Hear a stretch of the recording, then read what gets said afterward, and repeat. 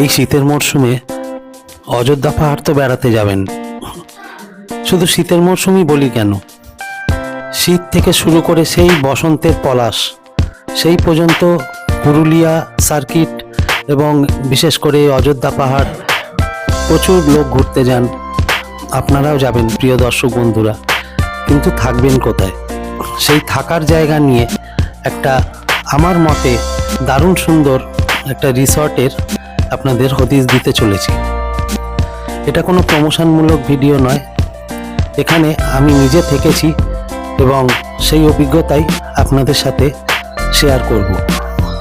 চলুন অযোধ্যা পাহাড়ে একদম হিল টপের ওপরে, যেখান থেকে উল্টো দিকে ময়ূর পাহাড় দেখতে পাওয়া যায়, সেই রকম একটা রিসর্টে আপনাদের নিয়ে আমি এখন পৌঁছাবো।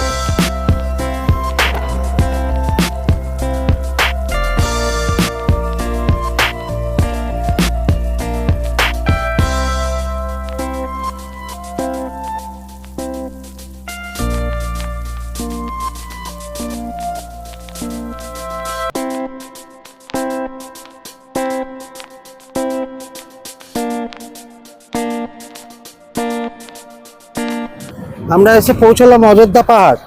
অযোধ্যা পাহাড়ে থাকবো আজকে এই অযোধ্যা ইকোনেস্টে, ইকোনেস্ট কটেজ।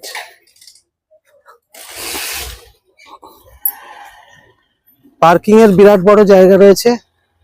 ঢুকেই যেটা প্রথম চোখে পড়বে, বটের ঝুড়ি এসে নেমে পড়েছে পাশের বাগান থেকে। আর এই হলো দেখুন, এই গাছটা কি গাছ আপনারা কমেন্ট করে জানাবেন।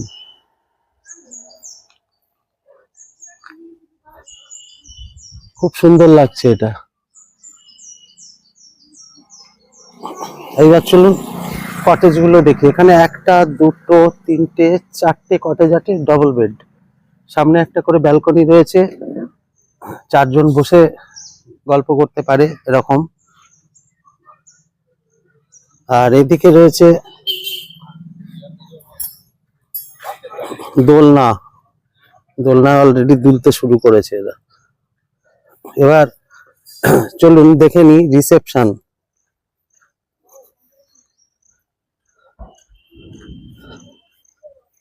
আমি আগের ভিডিওতে গত বছর যখন এসেছিলাম, জানুয়ারি মাসে যখন এসেছিলাম, তখন আমি একটা বাইরে থেকে ভিডিও করেছিলাম, কিন্তু রুমে তো ছিলাম না। এবারে আমরা রুমে থাকবো। এটা একটা 4 বেড, একটা রিসেপশন। আর এই 4 বেডটা আমরা থাকবো, এটা আমরা নিয়েছি। এখানেও চেয়ার রয়েছে বসবার।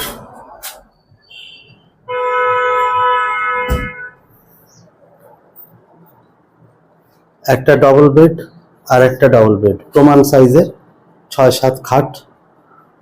এখানে রয়েছে একটা সেন্টার টেবিল, এখানে একটা ডেস্ক রয়েছে জিনিসপত্র রাখা এসবের জন্য।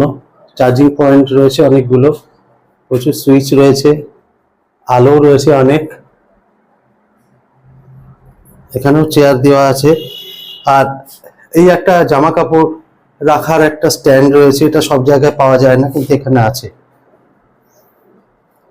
দুটো পাখা আছে দুদিকে, দুপাশেই টিউব লাইট দেওয়া রয়েছে, নাইট ল্যাম্প আছে। এখানে ফ্যানের রেগুলেটর, চার্জার আর মোবাইল চার্জ দেওয়ার জন্য একটা হোল্ডারও দেওয়া আছে। এইদিকে একটা জানলা আছে, জানলা দিয়ে খুব বেশি কিছু ভিউ নেই যদিও। এখানে একটা আয়না আছে। চলুন ওয়াশরুমটা একবার দেখে নিই। বেসিন, আয়না, ঠান্ডা জল, গরম জল, গিজার রয়েছে, এক্সস্ট রয়েছে, কোমোড, বালতি, মগ, জেট স্প্রে, হ্যাঙ্গার, সবই মোটামুটি আছে। ভালোই, খুব বড় না হলেও চকচকে পরিষ্কার আছে।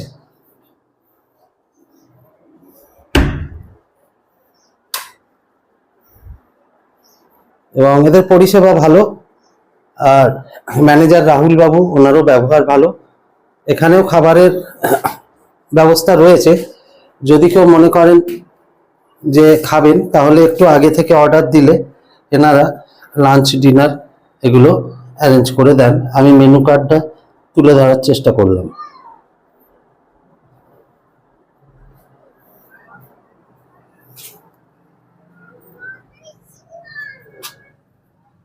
আশা করি দুটো দিন ভালোই কাটবে এখানে।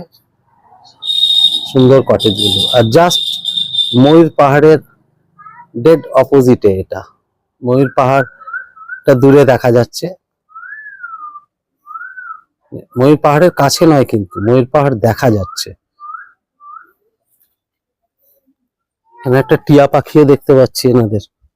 চলুন একটা টিয়া পাখি দেখা যাক।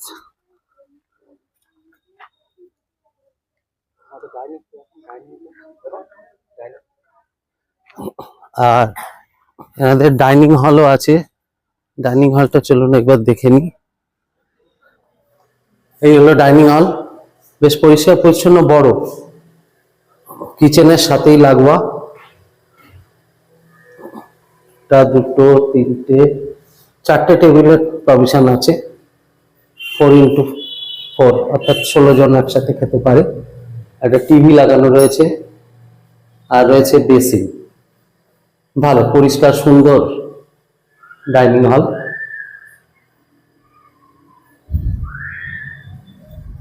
সামনে ফুলের বাগান। এটা খালি তো? হ্যাঁ, এটা লোক আছে। আর খালি একটা চলুন একটা ডবল বেড রুমও দেখে নেওয়া যাক। এটা ডাবল বেড এসি রুম। একটা বড় খাট রয়েছে, কম্বল, এখানে একটা ছোট্ট সোফা, একটা ক্যাবিনেট, একটা মিরর সহ। আর এইদিকে আছে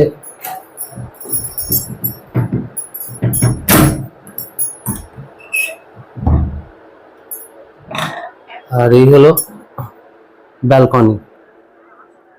এখানে টেবিল দেওয়া রয়েছে, চেয়ার রয়েছে দুটো, আর এখান থেকে সুন্দর ভিউও পাওয়া যাচ্ছে।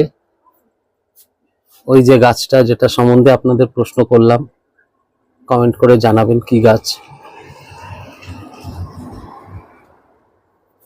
ভালো, সব মিলিয়ে বেশ ছিমছাম লাগছে আমার।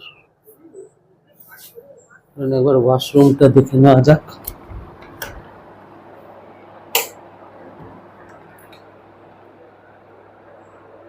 এটা washroom, mirror, basin, hand wash, geyser, shower, exhaust সবই দেওয়া আছে, বেশ বড়।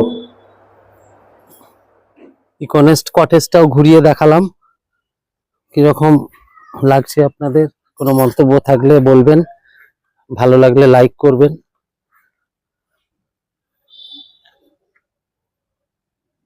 আর সাবস্ক্রাইব করে আমার চ্যানেলে পাশে থাকবেন, এটাই অনুরোধ রইল। সবাই সুস্থ থাকবেন, ভালো থাকবেন।